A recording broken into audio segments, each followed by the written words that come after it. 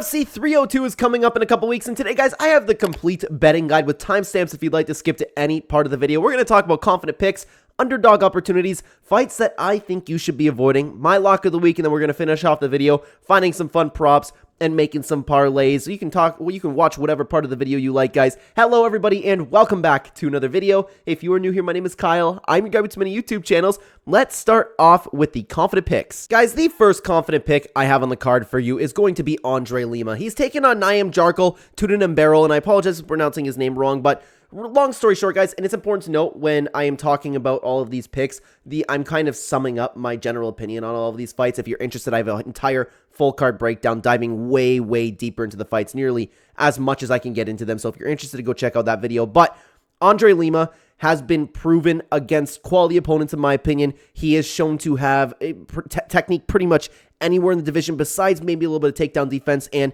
Naim Jarl is a very good prospect in himself, but he's really unproven, in my opinion. Andre Lima has proven that he does belong in the UFC, in my opinion, and I think that he has technique everywhere compared to Naim Jarl, where he also can win the fight from anywhere, but Andre Lima seemed to really have that dog in him, and I'm feeling really good about Andre Lima winning this fight. Let's continue on to the next fight over here. The next confident pick, guys, is going to be, excuse me, I am still getting used to all of my buttons over here. It's going to be Basil Hafez. Mickey Gall, man. Mickey Gall is coming back after 2 years, I believe. Just over 2 years off against Mike Malott. He's never been able to put together. He's had cardio issues. He's kind of a submission or bust guy, and Basil Hafez just had a really close fight with Jack Della Maddalena, and that was on short notice. So Basil Hafez definitely can take on these UFC top contenders. Mickey Gall, unfortunately, doesn't seem like he can, but you know what? I mean, if you really want to look into it, Mickey Gall can kind of submit anybody, but I'm confident in Basil Hafez to get the job done. Now, guys, continuing on, a fight that I'm sure you guys all knew would be here. It's going to be Islam Makhachev. What is there to say? Islam Makhachev is one of the most complete fighters of all time. He's the pound-for-pound greatest fighter right now in the UFC modern era. And Dustin Poirier already lost to a guy like Islam Makhachev. He chokes in title fights. And Dustin Poirier, I believe his age could possibly be catching up to him. So Islam Makhachev, I think he's going to win the fight. Here's a really weird thing, guys. And I talk about this in my full card breakdown is, for some reason, and this could be my heart wanting Dustin Poirier to win, my gut's telling me that Dustin Poirier can get an upset. The potential is there, but my brain's telling me how stupid that is, and Islam Makhachev is definitely going to get the win. So I actually almost didn't even include this on the confident picks, but I just want Dustin Poirier to win so bad, man. I really want him to win. Let's continue on to the underdog opportunities. The first underdog opportunity I have for you guys is actually going to be Phil Rowe. I was quite surprised to see Phil Rowe as an underdog, and let me check over here. I should have had this ready for you guys. I'm so sorry. I should have had this ready for you where Phil Rowe is sitting at a plus 134 underdog at the moment. So I'm feeling good about Phil Rowe. Jake Matthews hasn't been able to put together. Phil Rowe is coming off of a performance that could have gone either way. I personally thought he won his last fight, so you could think of him as on a 4-fight win streak. He's a very good fighter. He's a decent prospect. I don't think that he's necessarily top caliber for the division, but I think that he'll get the better of Jake Matthews, to be honest with you. Let's continue on to the next underdog opportunity. And guys, it also is important to note that these are not necessarily picks of mine to win.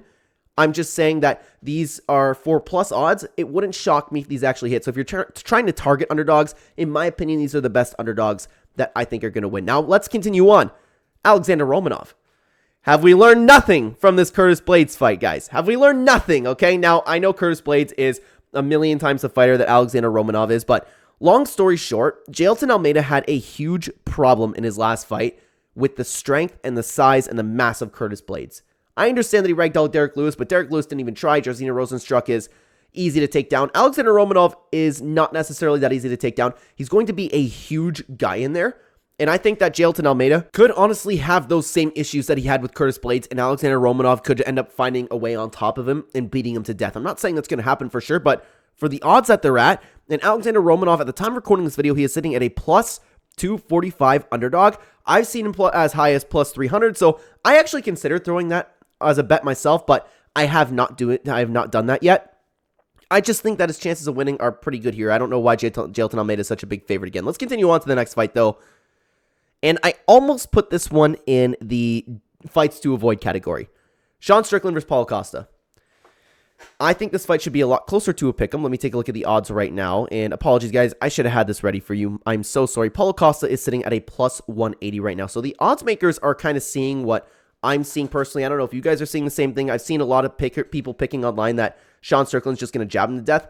I could very well see Sean Strickland having a performance that's a classic Sean Strickland fight and just jabbing and using the iCarly stance, his slick boxing, rolling with the punches, barely getting out of the way. But I actually see that Sean Strickland is very, very open to a lot of body shots, and Paulo Costa is quite good at attacking the body, whether it's that liver kick, whether it's just him digging to the body.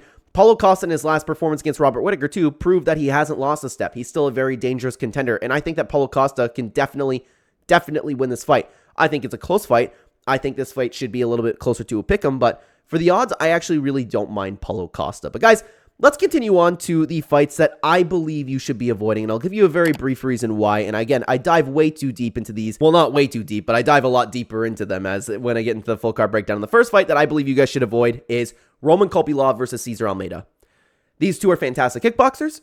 These two are both fantastic at what they do. It'll probably be a stand-up fight, and I have no clue who's going to win this fight.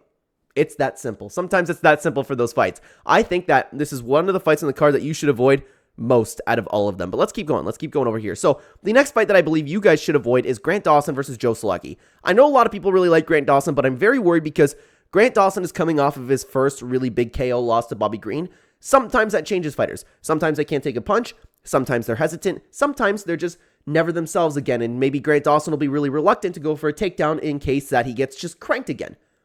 Joe Solecki isn't necessarily the guy to crank him, but you never know with these fighters. I'm not saying Grant Dawson won't come out and do what he usually does. I'm just staying away from this fight personally for that reason. I need to see how Grant Dawson takes this first big loss that he had, because sometimes, like I said, sometimes that changes fighters, right? And I'm not confident in Grant Dawson to get the job done for that reason. Let's keep going up the card, guys. The next fight that I have for you that I believe you should not be betting on is Kevin Holland versus Michael Oleksiyuk.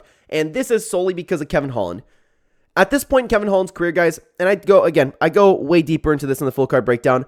I don't know why Kevin Holland's fighting anymore. I don't know if he actually wants to get to a title. I don't know if he actually wants to win. I don't know if he's just showing up for a paycheck, because sometimes, and especially recently, he comes in and he looks like he's sparring. He just comes in there, doesn't want to take a lot of damage, doesn't want to throw his life on the line. And you know what? I even understand if that's the case, but I don't know what version of Kevin Holland is going to show up. I have no faith in Kevin Holland anymore, because this is a winnable matchup. He can come out there and have those snappy 1-2s, but I don't know. Is he going to show up like Jack Del Maddalena? Is he going to show up like Stephen One Boy Thompson? Is he going to show up and just smile at his opponent, cover up a little bit, and not do much? I don't know how Kevin Holland is going to show up, and for that reason alone, I'm not going to bet on this fight. Now, one thing that I would consider for this fight in particular, because Kevin Holland's so durable, is an over 1.5 rounds. But in saying that, I'm worried that Kevin Holland might actually knock out Michael Oleksiyuk. So this fight is very, very dicey just because of the way Kevin Holland has been showing up recently. And that's the reason I'm staying away from it personally. Now, guys, let's move on to my personal lock of the week. The fighter that I believe is as close to 100% of winning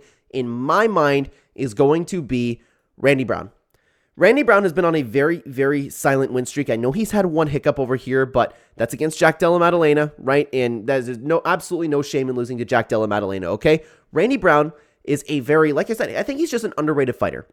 Elizeu Zaleski is a very dangerous fighter. He's good at what he does, but he doesn't necessarily shine anywhere. And I think Randy Brown, with this reach advantage that he has, Randy Brown is very, very good at using his reach. And I believe that this will be one of those fights where Randy Brown just coasts his way to a decision. I like Randy Brown a lot in this matchup. Elizeu Zaleski, I don't believe, can keep up with him in the striking department. He's 37 years old, pushing on 38 in the welterweight division. I think that Randy Brown is the fighter on the card that is most likely to win. Let me know what you guys think about that down below. And before we get into the fun part of the video, guys, I do want to say, because I talk a lot about betting on this channel, if you are interested in seeing what I am particularly betting on, if you're interested to see my official plays, my official bets, either that or supporting the channel, check out the channel membership. It's in the pinned comment description down below and right next to the subscribe button. It's very, very cheap compared to other channels, by the way. And the Thursday or Friday before each event, I will upload a members-only video and a community post on YouTube over here. explaining my confidence levels for the bets, talking about which bets specifically I'm placing. You can check, if you were interested, you can check on last week's, you can check on whatever. I recently started doing recap videos. I would say it's been a couple months now for these betting videos. So if you're in it just to the idea to tail my bets, then you're more than welcome to. If you want to support the channel, then I would appreciate that as well. Don't get me wrong, I'm happy that you're watching the video in general. It's just if you feel like doing a little something extra or seeing exactly what I'm betting on. We missed our Edson Barboza play last week, but we hit our other Bellator bets and LFA bet that we had, which was very, very nice. So I'm excited, man. And I see a little bit of potential on this card, to be honest with you. I don't know how much I'm going to be betting. That Andre Lima fight is very, very tempting, I will say, but I haven't decided on that one yet. So if you're interested, guys, check out the channel membership. Thank you very much for listening. But let's get into the fun part of the video, guys.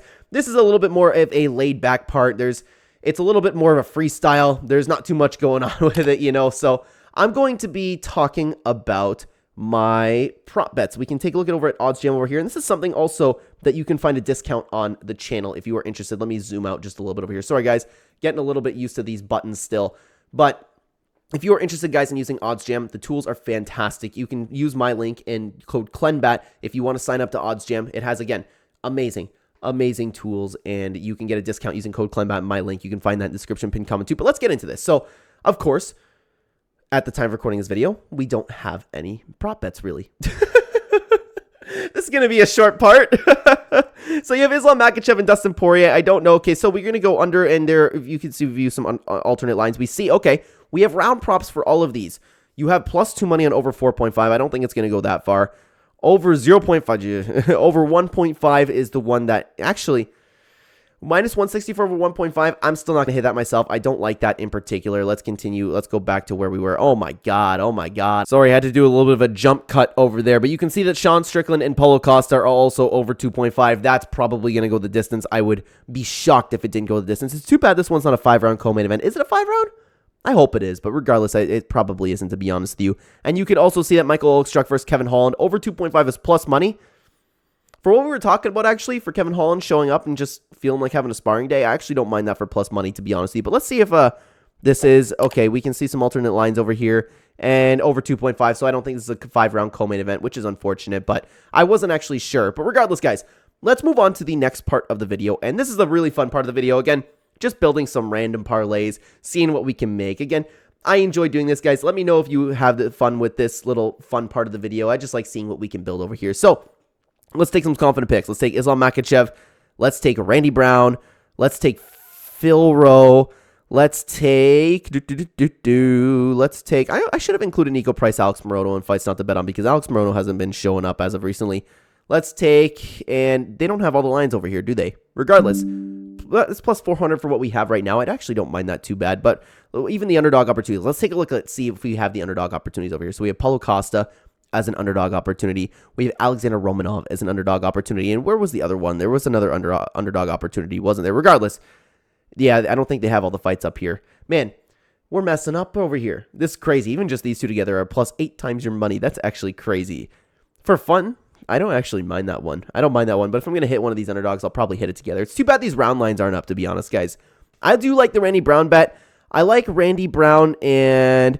oh, they don't have Andre Lima. That's what I'm missing. We don't have Andre Lima. Man, the fun part of the video is all over the place today, guys. But let's see what we can get just for my regular picks. Let's pick Alan Perez. Such a tough fight. Such a tough fight. Roman Kopylov, Grant Dawson. Let's pick Alexander Romanov. Let's pick Basil Hafez. Let's pick Alex Morono, Phil Rowe, Randy Brown, Paulo Costa, Islam Makhachev. That's definitely not going to hit. But could you imagine just even putting $10 on that, $2,000? That's not too bad. If you want to put like a $20 bet down, that's $4,000. That's crazy, dude. That's absolutely crazy, but that's definitely not going to hit. Definitely. I don't know, guys. We can't do much with the parlays this time around. I'm sorry the fun part of the video is a little bit of a bust this time, but what can you do, guys? Let me know what your bets are going to be down below. Thank you very much for watching the video. Let me know again what you think about the picks. If you are interested in watching the full card breakdown, check out a video on screen right now. I will see you over there, guys. Take care.